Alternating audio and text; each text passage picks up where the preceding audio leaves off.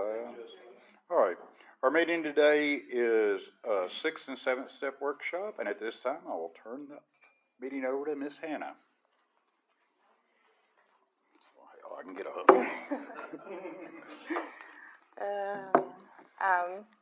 I'm Hannah and I'm an addict. I was joking earlier, I love the size of this meeting. Speaking is not something that I find to be enjoyable because I'm terrified of it. But it is, I think, something that I need to do because it puts me in a place of discomfort, and when I'm uncomfortable, I grow. And to me, that's kind of the basis, right, of what we're doing here, especially for step 6 and step 7. So my clean date is May 8th, 2013, and I, to kind of give you background and how long I've been working steps, and this is not my first round of steps. I've done it a couple of times, and I'm actually in the middle of my 6th step. And the last time I shared actually, or did like a workshop, I was on step 5 for CACNA, if that gives you insight into the pace of my step work right now. So it's been a few months since I've finished step 5 and started step 6. Anyway, I'll I'll preface everything with, like, the literature is really important to me. It is a group of addicts without a group of addicts present in my life, and that's really useful for me when I can't get to a meeting or I am feeling alone. And all of the voices of all of the people before me provided a clear path for me to be able to get and stay clean, and so it's really important for me to reference that. So step 6, we are entirely ready to have God remove all these defects of character. So in the basic text, I really like that it basically straight away opens up with maybe a pattern that I struggle with. And kind of clears a path for me to see defects right away. So it first says, let's see, why ask for something before we are ready? And so for me, I'm impatient, I'm controlling, I am fearful, envious, impulsive probably is the most prevalent one in my life. That is, for me, that first line was oh, right, I do this a lot. I want things way before I'm ready for them. And then after, it says that so many times addicts have asked for the rewards of hard work without the labor. And even before, drugs were really a problem, we'll say, in my life, I wanted to do, I wanted things before, I put the work in. And I would do a lot of manipulation, a lot of victimhood, things like that to, get them, or at least fantasize about getting them before I would actually put the work in.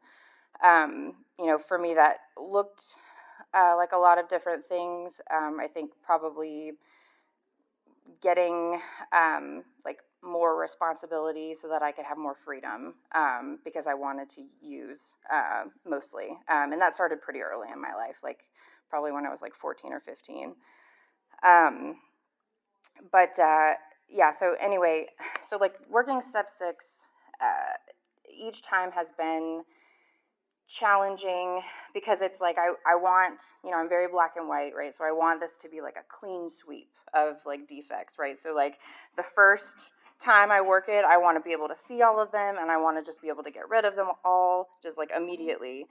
But the problem is that there's kind of 2 components to this, right? It's awareness of my defects, but then also it's willingness.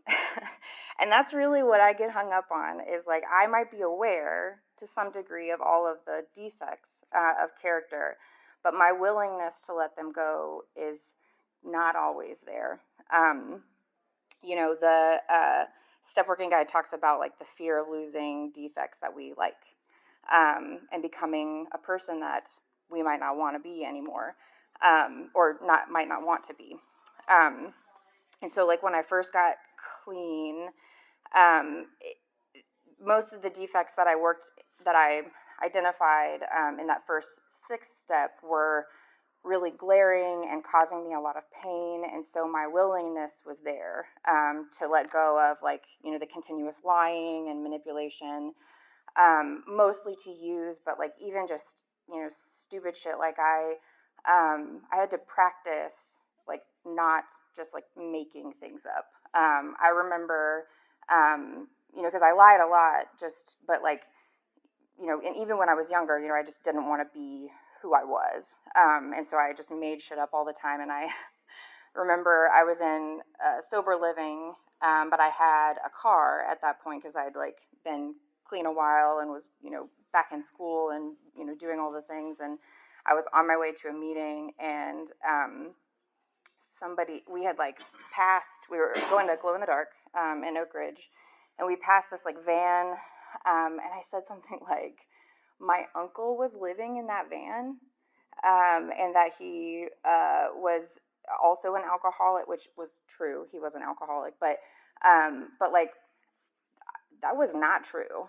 And so in that moment, I was like, why the fuck did I just say that? Like, what did I gain out of just making up total bullshit? I just like didn't want to be myself. And so I started calling myself out. So I like lied in that moment. I was like, that was not true. I don't know why I said that, but what I said was not the truth. And so that's where I started that process of, anytime I would lie, I might not be able to stop myself immediately, but I would call myself out. And then eventually it got to a place where I was able to pause before the lie. I might still think the lie, but I wouldn't say the lie. And then after a while, I stopped thinking the lies. And it took a while, but I had to, like, call myself out. And that didn't happen overnight. And, that's, part of this step talks about that, the time that it takes, to become entirely ready. And, I think these steps are in order for a reason, right? I had a pretty fair amount of clean time, which means that I had done some esteemable things and gained some amount of self-respect and self-esteem so that I could call myself out on some of those things without feeling like I needed to die. Because that was, I think part of this, right, is like, when we're working steps, we're recovering, but we can't do certain things because we don't like ourselves enough to be able to feel okay with being like, I fucked up in this moment. How can I say this out loud when there's nothing good about my life? And so I'm very grateful for the order in which these steps were written. So then I guess kind of looking more recently, so like I have a lot of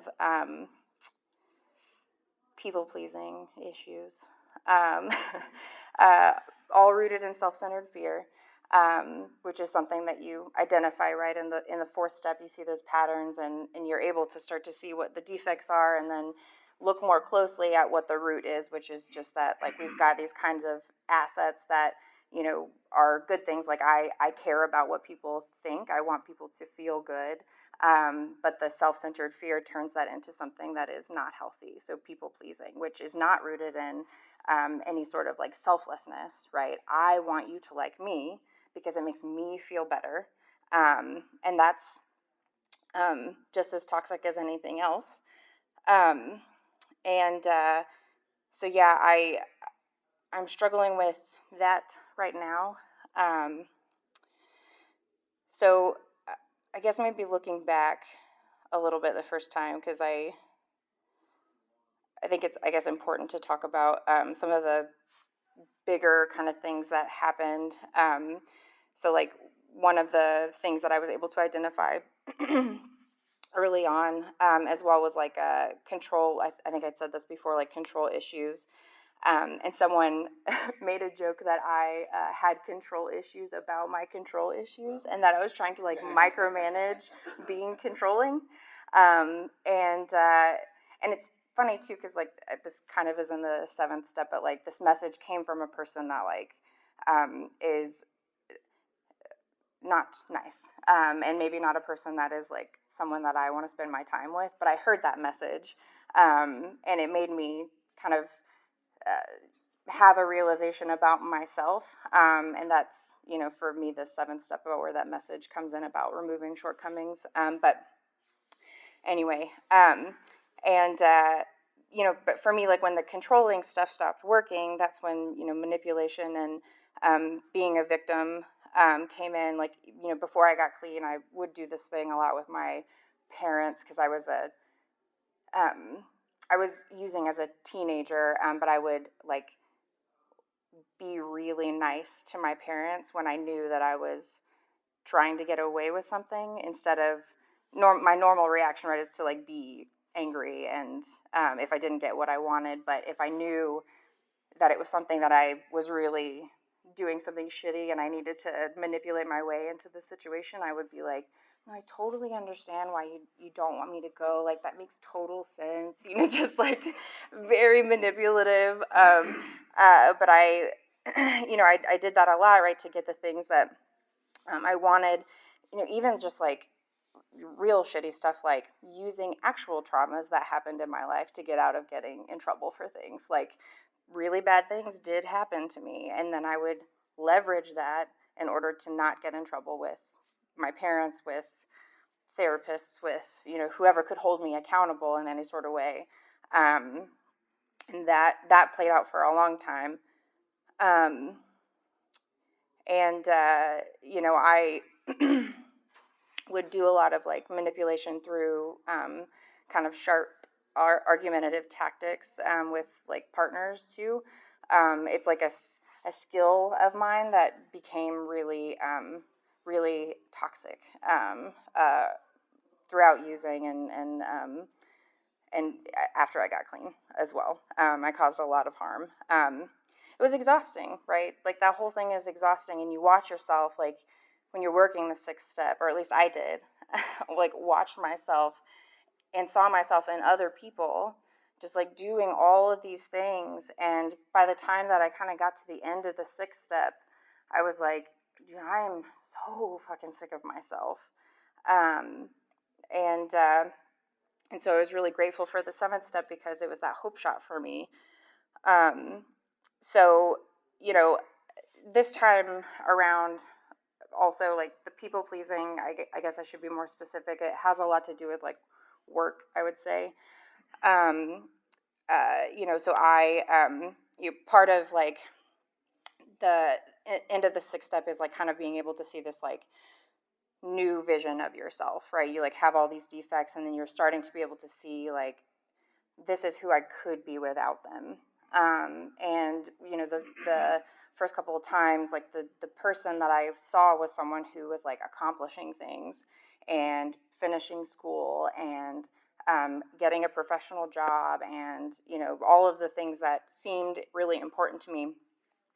And the defects that I had did get me those things. Like, they did get me those things. Being I guess just being self-degradatory provided me a very rigid pathway to be successful. But at some point, it stops working. And that defect of being incredibly harsh to myself and unrelenting was not just impacting me, but then it started to impact my family. And the people pleasing and validation through work and accomplishments has recently become kind of a problem for me. So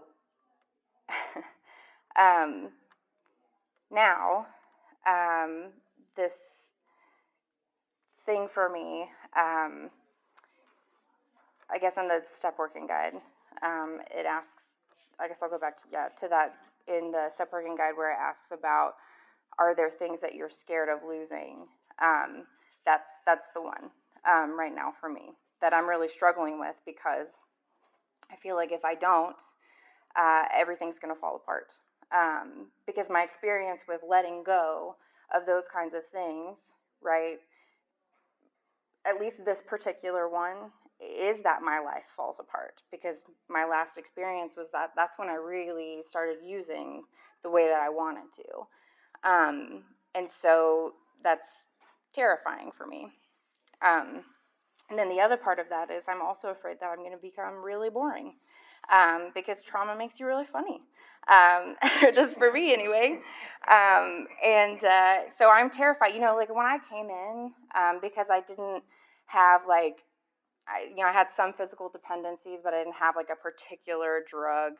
I was kind of like a garbage can at the end. I just, whatever was available is what I was going to use. And so I had a hard time especially when I went into treatment, because you had all these people who were like, what's your drug of choice? And I'm like, I don't know, anything. And so, I know that I belong here. But, there's also a part of me that's like, I'm not going to be relatable anymore if I'm not fucking up my life. I can't even tell you how many times that I've like gone to an H&I meeting and somebody's been like, you don't look like an addict. And I'm like, I guess that's right. Thanks. Yeah, I mean, there's part of that for me as well, is that like, if I actually heal, what am I going to talk about anymore in a meeting? That's not accurate either, right? This is what I talk about, healing. That's the whole point, right? That's the fucking point. Yeah, so anyway, like the pain for my defects, right, this time around has been like, as I've collected evidence through doing step work, right, like, when my kids, my daughter in particular, who's like actually writing, will like write down, she'll come home with like those cute lists or whatever about like, what's your mommy's favorite thing or whatever, and she writes down, my mommy's favorite thing is to work and make money, and I'm like, oh, fuck me. Or embarrassing my husband, when we're in front, like, at a family gathering, but like, I have to fucking be right. Like, I have to be right about a thing that does not matter. And then I watch myself, right, from a distance and just be like, stop, stop talking. Or staying up till 3 a.m. Working on stuff instead of sleeping, because I like need the validation of walking into the meeting and then being like, oh my God, you did this already? I'm like, yeah, no time at all. Even though I stayed up till fucking middle of the night doing it, many nights in a row. So yeah, it's the the sixth step, right? Okay, so like back up to like awareness, right?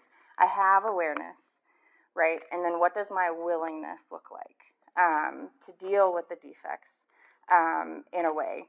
And, part of that is acceptance, right? Slow acceptance of the defects and creating a new vision of the person that I want to be, who doesn't have or doesn't act out on those defects.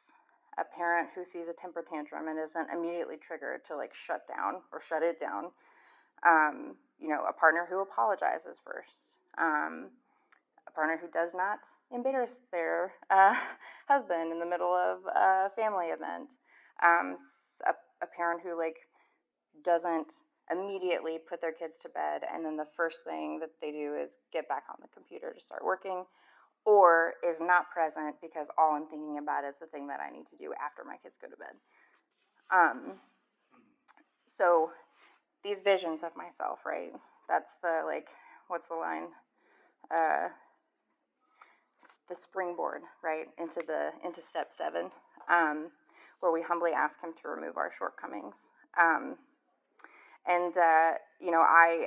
For me, like, the first part of that statement is humbly, which is like being right-sized, right? It's not about being too little or too big. And I always had kind of like a misunderstanding of that, but just like truly being able to like view myself for what I am. So for me, I guess like the second part of that, humbly ask him to remove our shortcomings. So I'm agnostic, so I'll just say that, like, you don't have to necessarily be like, anyway. So the way that humbly ask Him to remove our shortcomings, is what the God of my understanding is, which is the collective. I think the whole of the fellowship, being at a concert is spiritual for me. The collective and a positive movement forward, and that's what the NA fellowship is for me. And that's where the application of the 7th step and the 12th tradition are very tightly integrated for me, because I have to hear the message from my higher power to help me remove my shortcomings. And I can't do that if am I going over? Okay.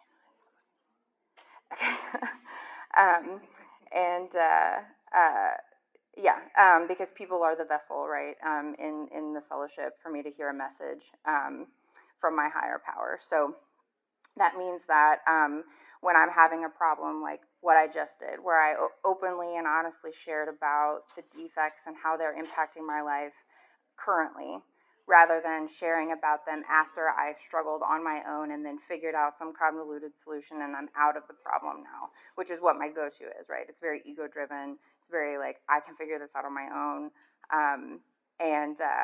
The action step for me of the 7th step is to share out loud and then utilize the fellowship or my higher power, right, the collective group, to help me remove my shortcomings. And that's where I hear actions about like calling myself out to stop lying, to turn my phone off and disconnect my like work things when I'm in space with just my family. Things that are actionable for me. And that's that part about like becoming willing, and then the 7th step being able to trust that what I'm hearing from my higher power is going to actually work to help me remove my shortcomings. And that's the action, is like doing something about it. I trust that this is going to work. I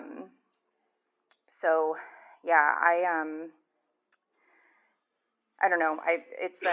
This is a really good set of steps. I will say, like, one of the things I guess that during the 6th step that I've had happen before is that I can easily get into the like triangle of self-obsession through this process, where I like hyper focus on myself and my defects, and then I start to spiral, and that's all that I think about. And I think that's why like the way that I've kind of worked out, my understanding of a higher power is really helpful, and like how I receive messages, because when I start to listen, like active listening to other people, it gets me out of my own head, and that's the only way that I can actually like get the benefits of step 7. And so, that it's tricky, but to remove myself from the triangle of self-obsession, I have to do something selfless. And so doing acts of service and then listening to other people is the way that I can get myself out of that when I start to veer towards my tendencies to constantly be thinking about myself. So, anyway, I don't know. For me, this is all about becoming a better person, a person who is further and further from who I was when I first got clean, where my first decision would have been to just use behind any problem that I had, behind any like feeling that I didn't like. I was just a split second away, right? No tools, no pause, no healing. And I want tools. I want to be able to be healed. I want to recover. And that's what step work provides me. It's an accelerated framework for me to look at myself and learn about myself and just get better. So anyway, I'm really grateful for this program, and thanks for, I don't know, thanks for letting me share.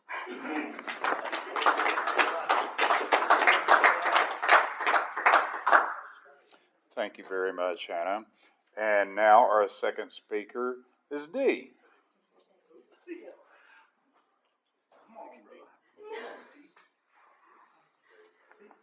Hey, I'm D. I'm an addict.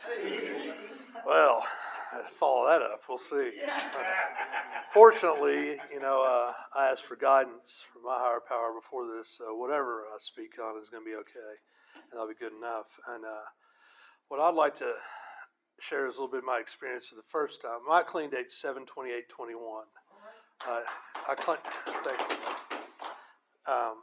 I came into this program after 30 plus years in active addiction. Actually, in this town, I'd sampled NA, went to some meetings and all that stuff, went back out, of course.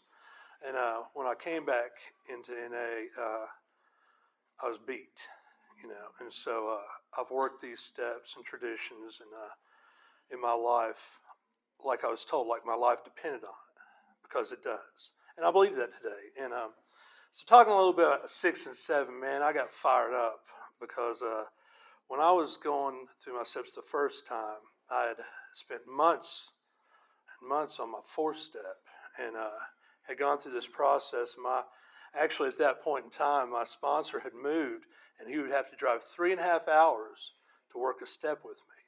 And then that day, he had to stay overnight, because we couldn't get through all that in just one day. And it was wonderful in the 5th step. And so, when I came into the 6th step, I thought, oh, I got all that hard stuff out of the way.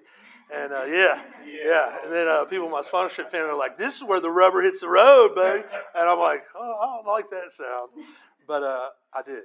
I found while I was working the 6th step, one, I just want to point out that I became hyper aware of my character defects while working that. And I didn't know what I was going through. See, I have to rely on other people to tell me early on, especially, and to this day, where I'm at sometimes, because it's a we program, and I know that today. And so while I was working it, I sought a lot of guidance and insight, which is not like me. See, I like that. I say it's not like me. Today, that's not true. It is like me. Because, see, things change. In 6, there were 2 words that freaked me out: entirely ready. I never been entirely ready for anything my whole life, but then I found that I already had some experience becoming entirely ready in the 1st step. There's a word called surrender. And I was told, I needed to completely surrender. So I had to look at that. And so when I was working my steps, and I continue as I work my steps, to really get into it, man, because I love the steps. I love that working on self today, So in the 6th step, I came to, my understanding grew as I worked them, and as I continue working the next round, that my character defects are the tools of my disease. Spiritual principles are the tools of my recovery. And see, I was given something in that self-awareness which is called choice.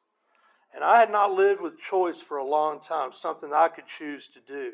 But I needed something greater than myself to give me that guidance. And I found that in the 7th step, So in the 6th step, as I was working through it and spending time with myself, yay, that was great. I was actually becoming hyper aware of some of these things, and I was getting really aggressive toward people, and I didn't know what was going on, and I wanted to run, which is what I'd always done my entire life, but I didn't. I actually spent a lot of time reflecting on these things, the things that I had built up that were tools of survival early on. And so in 4, I got to box up all this stuff. In 5, I got to dump it out. Now 6, I'm sitting there separating all these things and looking at them. Is this useful to me today? Is this something that's going to hurt other people? That was a big one for me. I had to look at, oh yeah, and is it going to hurt me? And so I had to separate these things and take a look at them and see how they had been in my past, and then what I wanted for now, how they could benefit me and other people. And so I got, once again, choice. So in 6, I had to get to an understanding, what does entirely ready mean for me? It means this, that I had to get honest. I had to look at these things and see what they were in my life, how they were going to be. And entirely ready for me meant that process. This isn't a one and done, like the steps aren't. That 6 is a lifelong process, as it says in literature, And so I was like, the thing was, that kept giving me hope, and this is crazy, but of course it's me, was I went, well, I probably won't be living much longer anyway, because see, I always believed that. I can remember at 15 thinking I wouldn't make it to 18. 18, I wouldn't make it to 20. 20, I wouldn't make it to 23. I always, for some reason, thought 3 years, that's it, best bet, And so I actually came in and I realized that was a huge thing too, that it wasn't up to me. That's one of those things that I thought I was God still. And so that was a big one for me because I had to come to realize I wasn't, that I had to get an understanding of who that really was in my life. I knew he was loving and caring. And I knew there had to be, because I was a science head back in the day. I actually had gone to school pre-med before I got locked up and thrown in prison. But, I looked at things in a scientific method. So I could apply that a little bit in 6, breaking things down, looking at them, classification, organization, and so 7, it says, this is where we stop what is it? It says, this is where we stop rationalizing the process. That was like, to me, I went, whoa, but that's what I'm good at. See, this is also going back, if I look at the steps, 2 leading into 3, I had to turn my will and my life, my thoughts and my actions over. So here I was again going, I am willing in 6 to turn these character defects over to my higher power. Say, help me with them. I'm given a choice, but the power to make those choices for me is a spiritual thing. Because I have a long history of never being able to make those choices. How did I choose to stick around and stay through NA? It was through a relationship with the God of my understanding. That's in my personal experience. It was something that evolved and grew and continues to this day. How do I know that there's something greater than myself that loves me? Because I'm standing here in front of you today. There's no logical reason I'm alive. I've been in multiple comas from overdoses, attempted suicide, 17 years in and out of jails and institutions, prisons and institutions. And the thing is, I'm willing to come today and share with people who are just like me about my experience. That wasn't in the cards for me, I thought, for a long time. But I learned through this process in 7 about humility. And humility for me was one of those things that, of course, I thought it had a lot to do with humiliation. And I was sort of okay with that. I thought, well, I'm not as great as I ever thought I was. But the problem was, I was great at being at the bottom. I wasn't great at being anything more than that. So I had to understand that I could love myself as well in this process. There's something loved me to make me still around today, then, hey, I might be worth loving. So in 7, that humility, 6 and 7 are great acts of self-love for me. It's something that I get to go in there and make the choice and choose change and commit myself to a new way of life. And so it became a process that I get to live continuously.